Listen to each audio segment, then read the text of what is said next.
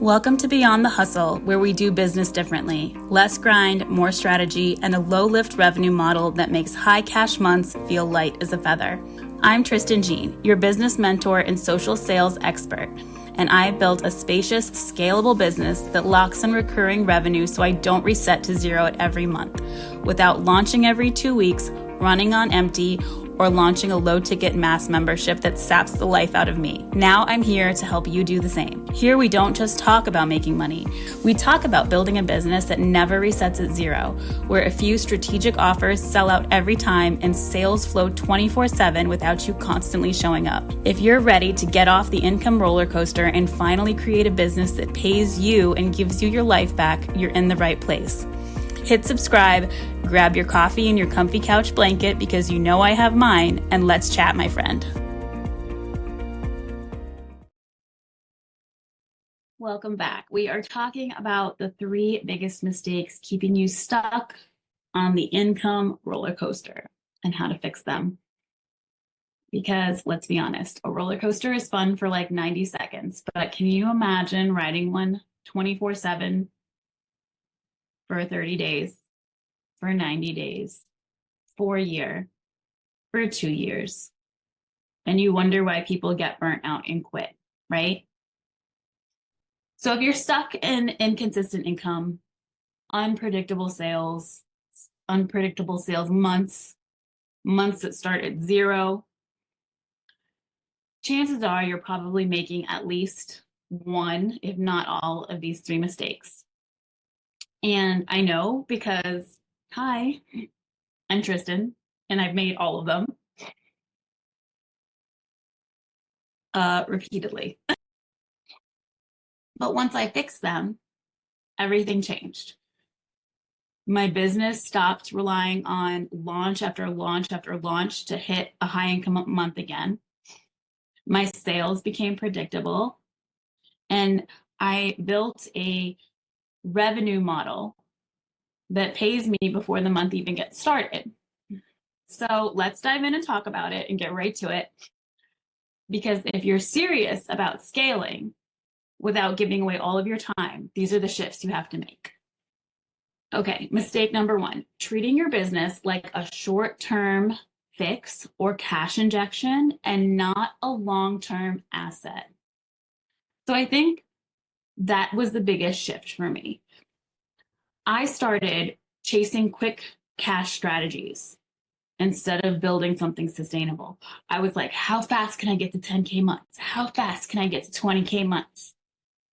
And in order to do that, I was jumping from offer to offer thinking, okay, this is the one that's going to go viral. Like, who cares about it going viral? Do I even want it to go viral? And launching out of panic mode, not because it's an offer that fits into a bigger picture or will impact my clients more or will lead to greater client value. Just panicking, thinking, okay, I launched this, interest is dying down, what can I do next? So I was absolutely the queen of cash injections, and I was really good at it. And this came from my 20 years of trying to start businesses online and wanting huge results instantly, being so attached to that number, that goal.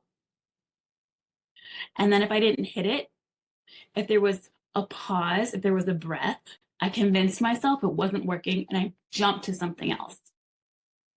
So that carried over into this business, and I spent months hopping from one strategy to another strategy, to one masterclass, to another masterclass. And I never created the sustainable success I wanted because I thought that I wanted money. I thought I wanted 10K months. I thought I wanted 20K months, but I didn't. I wanted stability, predictability. I wanted a long-term business. I didn't want a side hustle. So what has to shift? The lighting is so bad. So what has to shift? Your focus. You have to shift your focus from what can make me money today to how can I build a business model that keeps paying me month after month for years. So you stop chasing quick cash and you start creating a revenue model that compounds. Instead of jumping from offer to offer to offer, you build a very strategic and intentional offer suite that increases lead generation, that increases client acquisition, that increases client value, and that increases client retention so that more people are coming into your world and they're staying longer. And you have to focus on sales structures that sell for you. So a lot of these things are not the sexy marketing buzzwords that we hear, right? Like, who wants to talk about an offer suite and sales structures and a revenue model? Like, those don't sound exciting. But those are the foundations that you have to have in place. You have to have sales structures in place that sell for you. So you're not relying on these panic-driven launches. And side note, a lot of the coaches out there, you need to watch their actions versus what they're saying. Because that's what clicked for me to help me really dig down into the type of business that I wanted. I saw people saying, I don't ever DM. I don't ever do DM outreach. But then the second that I would follow this big creator, because I thought, hey, that's me. I don't want to do DM outreach. I want to do client attraction. And I followed them. I would get multiple DMs like, thanks for the follow. How's your journey going? Or they would be telling me that they don't make sales with sales calls or discovery calls. But then I would comment their keyword to get a freebie or something. And their next message would be, hey, would you like a free discovery call? Like, that doesn't match your marketing. That's not why I followed you. Or my favorite one, that you can make sales without launching all the time. And yet they were launching a new masterclass every 2 weeks because they got a download, because they got a transmission. But you're telling me I don't have to launch every 2 weeks, but you're launching every 2 weeks? Make it make sense. It doesn't. So you have to double down on what you want your long-term business asset to look like and make sure that your walk matches your talk. That one shift of how I viewed my business and how I viewed income is what took me from working 60 hours a week to 20 hours a week. Instantly. Okay, mistake number 2. Relying on high energy, high effort sales tactics. So touched a little bit on this in the first one, but this shows up as feeling like you have to constantly be on to make sales. On Instagram, in front of your audience, showing up every single day or your income is going to take a huge hit. Creating new offers every couple weeks just to keep cash coming in. And I'm not saying you can't do it this way and be incredibly successful, because you can. You can be on Instagram 3-5 times a day. You can be posting 10 stories every single day. You can be creating content every single day. You can be creating new offers every 2 weeks and make it to 6-figure months. Absolutely you can. But if your business requires you to be high energy, showing up 24/7 to make money, you don't have business.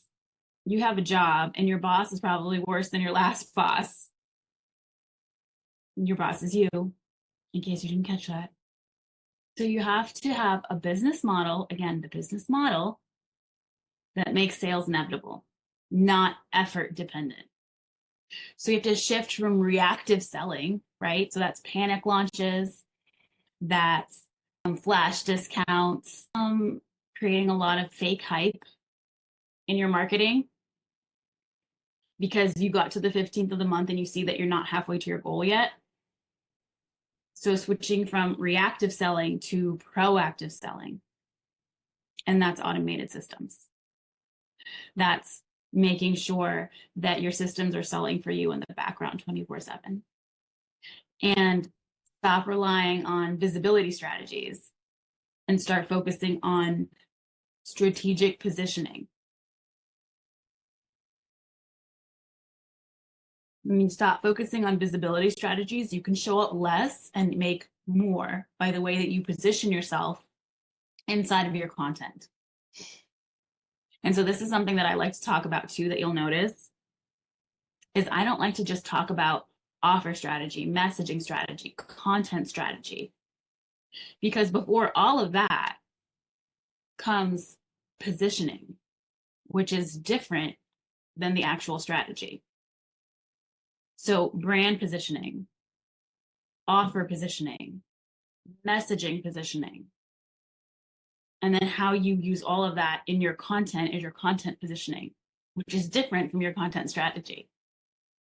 And then also we want to build a sales ecosystem where your offers, your content, and your automations all work together so that it's constantly selling. That's that little machine. When you hear people talk about turn your Instagram into an ATM, turn your Instagram into a sales machine, that's the machine. It's your offers, your content, your automations all working together. And that's also the shift that allows you to work less and make more because your business keeps running 24/7. Okay, third mistake, trying to fit yourself into a framework that isn't aligned. So this is really important to me too. This is kind of what helped me to shift. I'm a very strategical person. I had one of my clients call me a strategy daddy. So I actually kind of like that. But I am super high strategy. And I like to say that I'm high strategy with a dose of identity and mindset, because absolutely mindset, all of that, absolutely vital. But that's not my lane, and I stay in my lane. So my lane is strategy daddy. But I have realized that following strategies that feel off, but thinking, oh, this must be what success looks like, hurts your sales. Trying to force yourself into some authority persona, this version of authority you think you need to be, that is not authentic to your personality, your brilliance, your gifts, your way of communicating, hurts your sales. Burning out from following someone else's plug and play captions or plug and play templates or someone's roadmap instead of creating your own and then distilling all of that through proven frameworks and strategies is a recipe for burnout.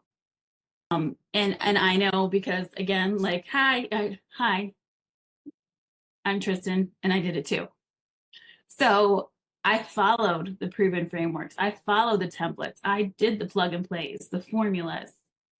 I fit myself into that box. And I'm not proud of how I marketed myself for a while because that's not my personality. But I thought to be successful, I had to look like that. I had to do that. I had to operate in a way that didn't feel natural to me. And all it did was make me more exhausted, disconnect me from my audience, from my business, and make me feel burnout. So yes, there are foundational things that you have to do in your business. You have to be a leader. You have to be an authority. You have to embody what you teach. But your business has to be built and your marketing has to be built around your strengths, your energy, your zone of genius. So we don't follow generic strategies or even proven strategies. We learn how to amplify what makes you unique and use and distill your brilliance through these proven strategies. That's what makes you a magnetic authority versus demanding authority. Instead of trying to fit into someone else's framework of this is how you should run a high income business, we build one that supports your goals and your time and your way of working. Not everybody works the same. So I say this all the time. There is a one size fits all strategy, and every coach, mentor, consultant is teaching it because they are foundational components that cannot be changed when it comes to marketing. They cannot be changed when it comes to buyer psychology or consumer behaviors. There is a one size fits all strategy. But a good coach or mentor is going to help you take your unique brilliance, pull it out, amplify it through these proven strategies. And that is what makes you stand out. Not fitting into these cookie cutter blueprints. And that's why it has become so important to me to understand, learn, and hone my skills as to how I can help clients pull out their brilliance, distill it, and create a business that feels natural and authentic without feeling heavy and boxed in. So these were just 3 of the biggest mistakes that I've seen a lot of people making, that I have made, and that once I fixed it, everything felt better. So thank you for being here during this episode. That's it for today's episode of Beyond the Hustle. If you are done with the income roller coaster and ready for a business that actually supports your life, hit subscribe and leave me a review so you don't miss what's next. Want to go deeper? Check the show notes for ways we can do that. And if today's episode hit home, send me a DM or share it on your Instagram stories and tag me. I'd love to hear what stood out to you. Until next time, friend, keep scaling, keep selling, and keep living life beyond the hustle.